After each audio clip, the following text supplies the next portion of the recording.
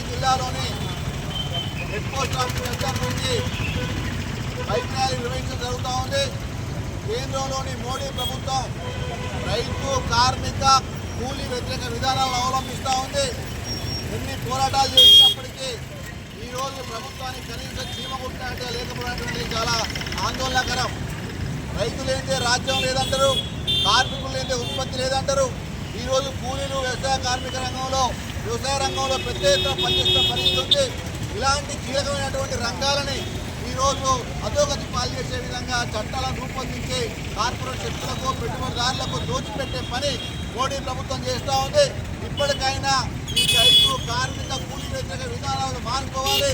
కార్మిక చట్టాలు ఏవైతే ఉన్నాయో 4 లేబర్ కోడ్లను, అదేవిధంగా రైతు వ్యతిరేక చట్టాలు అనేటువంటి నూతన విద్యుత్ చట్టాన్ని, నూతన విత్తన చట్టాన్ని రద్దు చేయాలి.